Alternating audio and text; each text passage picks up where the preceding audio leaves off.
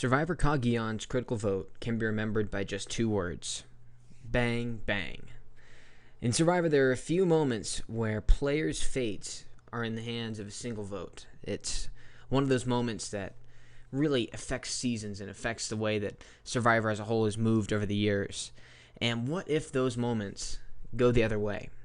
There's going to be a spoilers in here for Survivor 28, 31, 34, and 40. So if you haven't seen them, go watch them, and then come back. Let me set the scene for you. Big moment in Survivor history. It's the merge of Survivor Cagyan. There's 11 players left.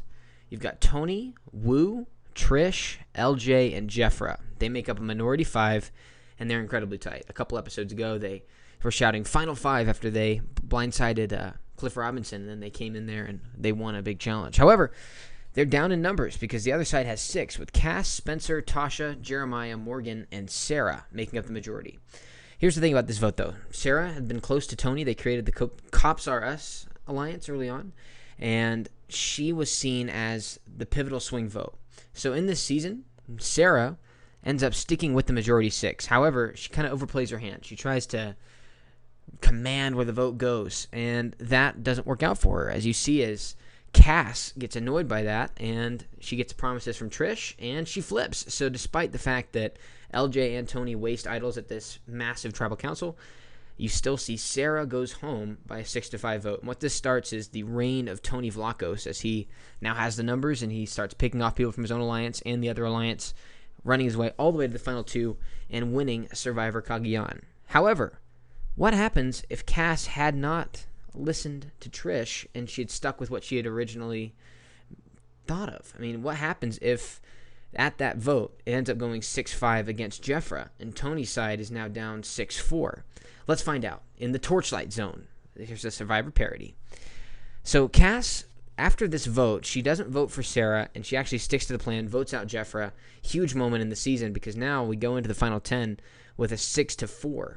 And the way that is, Tony is now in trouble, because as you can see in this season, Sarah is smart enough to know that Tony, he's a threat, and so she went after him the episode before, ended up not going for it. So in this episode, it's going to be one of the best episodes of the Torchlight Zone Survivor Cagyan, because Tony is scrambling to try and get votes and get this idol that he's trying to find, but unfortunately he doesn't find it, and he's unable to sway Sarah to come back to him. He goes home 6-4. Tony's out in the 10th spot here with 10 people left. The next immunity, the majority of 6, continues to pagong the other tribe, taking out Wu. He's a 6-3 vote there, as he's a challenge threat, and so Wu's legend doesn't continue as well. He doesn't make it all the way to the final 2. He's knocked out at the final 9. Then we go again. Tasha wins immunity. This is where the pagonging ends, though, for this season. This is what I'm thinking would happen. So at this point in the season, you've got 3 brains who are left: Kass, Spencer, and Tasha. And these 3, they went through a lot at the beginning of the season. They were on a tribe that was pretty terrible. They lost the first 2 challenges, but at this point, they find themselves in a power spot. And at the final 8, they decide to make their move. So LJ, he is able to talk to Kass, able to talk to Spencer, convinces the brains to move over on the side of LJ and Trish. And so now they make up a majority 5, and they're able to blindside Sarah, who Kass sees as a threat. So in the alternate universe here, instead of going after Sarah at the final 11, Kass is able to take out Sarah at the final 8. And so down goes Sarah, which leaves Morgan and Jeremiah on their own. And as you might expect, it's going to be trouble for those 2, as in the next one, LJ wins immunity, keeps himself alive, and the new 5 stands strong, takes out Jeremiah, despite Spencer trying to take out Morgan instead of Jeremiah. So Jeremiah goes home in a big vote right there. And now we push all the way into the final 6. And at the final 6, LJ is taken out because he's too much of a threat. But he becomes kind of a fan favorite down the stretch here, winning a couple immunities to keep himself alive, as well as convincing Kass and Spencer to keep him around for a little bit. I think LJ is criminally underrated for the season that he played, and I think that with a little bit more time, he actually does a little bit better. He's taken out, however, at the final 6. Now we go to the final 5, and this is the penultimate episode of the Torchlight Zone's Survivor Cagyan, because at the final 5, Spencer and Kass finally clash. They've been putting up with each other for all these episodes to this point, working together well. They both want to go after each other, seeing the other one as the biggest threat. So what this happens here is Tasha has to decide between Spencer and Kass. And Tasha, as you might expect, takes Spencer here in this option. So she goes there, and then Spencer also makes a final 3 deal with Morgan, who's on the outs. And the final is a 3-2 vote that takes out Kass at the final 5. So I mean, a lot of people bashed Kass for the move that she made in real life. I'm not going to be one of those people. I'll be honest with you. I think it wasn't that bad of a move. I think that being at the bottom of an alliance that was making decisions without her input, really not a good spot to be in Survivor. So, honestly, I mean, if we're thinking about it, if Wu had taken the right person, I think Kass would have had a chance to win. I don't know if she would have won, but she would have had a chance. So, I'm not going to be disparaging Kass for her actual move, but here in this alternate reality, Kass goes out of the final 5. Then we go to the final 4. Tasha wins immunity. Spencer and Tasha keep Morgan close, take out Trish because there's so many of the Braun tribe on the jury. So we go to the final 3, and this is where we thought that they had a final 3 deal of Spencer, Tasha, and Morgan, but we get the twist that it's actually a final 2. So what this does is it makes whoever wins immunity is going to probably win the season, and Spencer is going to win immunity, and he'll opt to take the GOAT in Morgan to the final 2 and knock out his closest ally in Tasha. And now, you're probably wondering, how do you know that he would do this? Because if you pay attention to Survivor Cagyan in real life, Spencer tells Wu that's the move that he would have made. He would have taken the GOAT. It would have been the move, to respect the previous Survivor players. So that's the move he makes. And Spencer goes to the final with Morgan and wins comfortably. 9-0 in the jury votes. And he's vaulted into the list of some of the best one-time players, joining guys like Todd Herzog, joining great players who've played once and dominated and finished with a very good final score. So it's interesting to look at the journey of Spencer if this happens, because in the actual show, Spencer's kind of a lovable underdog who continues to have to fight and fight and fight and fight. He's on the wrong side over and over again. In this one, he starts off to a really bad start, but once the merge comes, he's really driving the boat. His real only massive challenges were that first vote that went the way that we said it would. Then they also had to take out Sarah, and he had to take out Kass. He got those done, and Spencer wins Survivor. So Jeff Probst, alternate reality here, really wrong in his cast analysis where he was saying that Spencer Bledsoe has no chance of winning the game. So that's how Survivor Cagyan ends. It's still beloved by the fans here in the Torchlight Zone, but you see a lot of Cagyan players are going to return for second chances just like in real life. Now, second chances is Survivor 31. And when Survivor 31 happens in real life, you see Tasha, Kass, and Wu and Spencer make up that part of the cast that comes all the way. So that's a lot from one season. We're still going to keep with the 4 from Cagyan comeback. Tasha and Kass will return to Survivor Second Chances, but then also we get Tony, who's going to get a chance to play in Second Chances because he was very popular in his first one. He was very entertaining, didn't quite get the job done, but he's going to get a chance to go in Second Chances. And then LJ is going to take the spot of Wu because Wu didn't go deep enough to really get all that fan favorite stuff he had a lot. If you watch the season again, Wu doesn't get much in terms of screen time or confessionals. LJ gets a lot of it. He finds an idol. He does a lot of stuff. I'm surprised he's so underrated. So in my alternate universe, LJ goes to play Second Chances instead of Wu. So again, Tony instead of Spencer and LJ instead of Wu. Second Chances comes around, and it's a very big season. A lot of great players are out there to play. So we start the game off with Tony and LJ being on the same tribe. They're at Takeo. That's the tribe that lost a lot if you watch the actual season. So if you're watching it right here, the season starts typically with Vetus going home. However, Tony and LJ are immediately seen as a kind of a power couple because they worked very well together in the previous season. And the people at Takeo, they're smart enough to go ahead and take out LJ first. So LJ is the first person eliminated from Survivor Second Chances.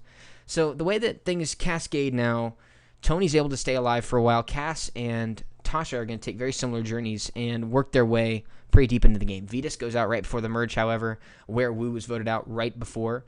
All right, so let's go ahead and take a look at the final 13 of Survivor right here. This is Survivor Second Chances.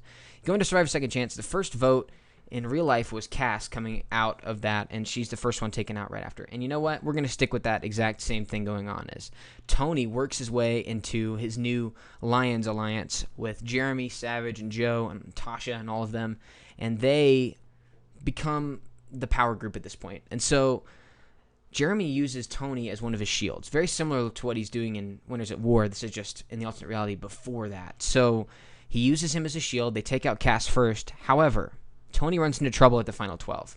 For those of you who've watched this season, it's one of the most iconic moments in Survivor whenever Kelly Wentworth and her, we call them the Witches Coven, are down 9-3, and Kelly plays an idol and is able to take out Andrew Savage 3-0. However, in this alternate reality, Kelly is trying to figure out who the leader of the tribe was at that point, leader of that alliance. She thought it was Savage in real life, But in this alternate reality, she thinks it's Tony. So she plays an idol, and Tony goes home 3-0, and he is remembered as like a very entertaining player. But Tony doesn't win in his 2 goes to this point.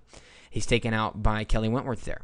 So then the story continues on for Tasha, as the rest of them have been taken out. She works with Jeremy very similarly to what she did in real life. And Andrew Savage, who had a very good position, because of Tony playing and Tony being taken out by the idol play, he keeps his position, and he works his way all the way to the final 3 with Jeremy and Tasha, which was a really tight group. They make it to the final 3. Jeremy wins it 8-2-0 over Savage and Tasha. Savage draws 2 votes. And Jeremy, he keeps his reputation intact again. I mean, Jeremy's a great player. I'm not taking anything away from him. He wins the season even though you insert Tony and LJ in there. So you also see a change of results in Survivor Game Changers. In real Game Changers, Tony has a spot as well as Sarah. Now, Sarah's going to keep her spot, but Tony's spot will be taken by Spencer. Spencer is trying to prove that he's more than just a great one-time winner. And he shows up and finds himself quickly in a tribe with a lot of big threats. And so what he does is he actually pursues getting this big threats alliance going with Sandra, Aubrey, Caleb, and Malcolm. And now they actually do this after they take out Sierra first. So we're going to say Sierra still goes first. And then in that tribe, it's 5-4 in favor of the big player alliance. And so they lose the next 2. They take out Haley and Jeff Varner in the next 2 votes. So yeah, I know what you're thinking. Jeff Varner goes out early, so we don't get the Jeff Varner, Zeke Smith tribal that is so, it's so controversial, big moment in Survivor. We don't get that as Jeff Varner goes out early in the game. So Spencer at the tribe swap is put on Nuku. So he basically is going to go with Malcolm, JT, Sandra, Michaela, and Aubrey. So great numbers for him coming out of this. Very similarly to where Varner was in the actual Game Changers. He's got his crew at this point is Malcolm, Sandra, and Aubrey. So they have the advantage here. But they find themselves in that massive 11-person tribal, and Malcolm goes home because of JT. And Spencer famously utters, JT Thomas, 0% chance of winning the game. And that becomes one of his favorite quotes. This is the pivotal moment of the early game for Spencer. You see, after Malcolm goes home, they tribe swap again after they take out JT. They're able to take out JT just like in real life. And they tribe swap again where Spencer and Sandra are stuck against Ozzy, Zeke, Andrea, Ty, and Sarah. So same situation that Varner and Sandra found themselves in. Terrible tribe swap for both of these winners in this alternate reality. And so just like in real life, we're going to see Sandra goes, and then unfortunately Spencer goes. So Spencer goes home despite a massive fight trying to get numbers on his side. Spencer's reputation is too high, and he's taken out the vote before the merge. However, the rest of the season of Game Changers goes very similarly, as we see Sarah dominates again, and she is able to beat Culpepper and Troyzan in the final 3, 7-3 over Culpepper. Spencer keeps his reputation as a top-tier winner who's kind of got swapped screwed with Sandra, and it's important to note that Spencer and Sandra were pals throughout this whole thing, because then we get to Winners at War, as both Spencer and Sarah are cast on Winners at War, and neither of them are friends because each one has voted out the other one at some point. Additionally, Sandra is in this cast. And so I'm putting Spencer in Tony's spot in Winners at War. So obviously Tony won the real Winners at War. But in this alternate reality, Tony's not going to be in Winners at War. He hasn't won. He's played twice. He's been taken out a little bit after the merge both times. Entertaining player, but he's not a winner at this point. So in terms of the history of Survivor, Tony's position as a top player all time, I would argue he's the greatest of all time, is put completely at risk because of that one vote that I'm telling you about. So he's not in Winners at War, and we see Spencer and Sandra and Sarah, they all start on Daikal, and they all don't really get along early. Spencer jumps in with Sandra, while Sarah quickly jumps into the unconnected alliance that we see in the actual Survivor Winners at War. This is Yule, this is Sophie, this is Nick, this is Wendell, and we see Sarah. I mean, here's a hot take. I watched this season, and I think Sarah is criminally underrated for what she actually got done. She was making great relationships seemingly with everyone. I mean, really, Tony was the guy who was blowing up her relationships as he makes these big moves. They're a great combo. I loved watching them. I think Sarah, in this season without Tony, though, I'm not going to diminish her success because she has no Tony there. I think Sarah is going to play very, very well. And so Sarah, she finds herself kind of in a power position after we see the first couple of votes here. So the votes at Daikal at the beginning are really important, as the first vote is Amber. Now, if you look at the tribes that are left here, you've got the 5 unconnected, You've got the 3, the Poker Alliance, as we saw. Then we have Spencer and Sandra, who are in this alternate reality, are pretty good friends and are going to stick together. Spencer sees what's about to happen, and he tries to convince Sandra that it's not smart to vote out Amber, that they should be trying to make a stand and take out one of the unconnected. However, Sandra, you can't convince her, as she's already decided because of seeing Boston Rob out here that Boston Rob has betrayed her and that she wants revenge, that he's dead to her. And this ends up hurting both of them as they take out Amber 7-3 here in the first vote. So Amber goes home first from that side once again, second one out in the whole game, and she heads over to the edge of extinction. So Winners at War at this point becomes Spencer trying to survive. It's a similar narrative to what we see in the actual Cagyan in real life. He's trying to gain trust. However, the next time Daikal loses, Spencer's throwing out Tyson's name because Tyson's a threat. However, Sarah finds herself with Sophie and Yule and kind of being the decision makers at this vote. And they instead decide to vote out Spencer at this point instead of Tyson because Sarah in this alternate reality has been voted out by Spencer. Additionally, you've got Yule see Spencer as some sort of a mental threat because Spencer's got a big reputation here in the Torchlight Zone. And this is a big vote. Final is 7-2. Tyson stays in the game. Keep that in mind. Spencer goes to the edge. He unfortunately won't be able to return. So that's the end of Spencer's adventure over there. He's the 5th one out in total, 2nd one gone from his tribe. Now, the rest of the pre-merge votes actually will go the same. So Tyson is going to survive Sandra's idol exit instead of Tony. If you remember watching that one, Sandra gives her idol to Denise, and Denise plays it, takes out Sandra, and Tony's sitting there right next to her. So this could be a future episode of this, but what if Denise took out Tony there? But that's not for this episode. But Tyson now is sitting where Tony was sitting, and he survives it. Tyson doesn't have to make it back from the edge, and thus the challenge to come back from the edge of extinction is won by Boston Rob. As you watch that again, Boston Rob is right there with Tyson. It's close. And so we see that right here as Boston Rob comes back. Rob comes back with an idol in his pocket, and he's quickly seen as a threat with Tyson because they're really good buddies outside of the game. So actually, Rob coming back hurts Tyson in this alternate reality. And so with the merge vote, Tyson goes home because of a split vote and Boston Rob playing an idol. And then the next vote, Boston Rob goes home. So very quickly, Tyson and Boston Rob go out after we hit the merge. Sarah has built really good relationships, however, with Sophie, Ben, Denise, Kim as kind of a core alliance, and she still has a good relationship with Nick and Wendell as they were working together early. Sarah pushes the game to the end, very similar to the actual show. Adam, Wendell, and then Jeremy go to the edge. Boom, boom, boom. So they take out Adam, and then they have to take some of their own. And at this moment in the game, Sarah's in a very good spot with Sophie. So instead of Sarah and Tony kind of making a lot of decisions, in this alternate reality, it's Sarah and Sophie who are pushing the narrative of the game. And Kim is right there too. And things actually get a little bit dramatic at this point in the game because Kim realizes what's happening, just like in real life's game where she realizes Tony's pushing it. She realizes that Sarah's pushing it. So Kim tries to gather her votes, and unfortunately she tells Ben. Ben goes to Sarah, and Sarah and the crew take out Kim. So Kim goes home, then Nick goes next, and then Denise, and then Ben. Because Natalie will still return from the edge because of all of the crazy advantages she has, there's nothing anybody else is going to be able to do about that. So Natalie comes back with Michelle, and they're able to get the advantage because of immunities. We're not going to change any of that. They find themselves in the final 4 with Sophie, Sarah, and Natalie and Michelle. So an all-girl final 4 very good players. It's going to be a dramatic end to the game. So Natalie wins that immunity still, the final 4 immunity. And so at this moment, she has to decide who to put up for fire. She realizes that Sarah's a threat, but also Sophie is a major threat because they've kind of been splitting it. So instead of our dramatic Tony and Sarah fire-making challenge in the Winners at War, we see it's Sophie and Sarah. And so this is a big moment in Survivor. It's very similarly emotional. Sarah wins the fire-making challenge, and Sarah makes it to the final tribal. She becomes the second 2-time winner with a 13-3 win over Natalie. And Spencer, Jeremy, and Tyson are the only ones who vote for Natalie.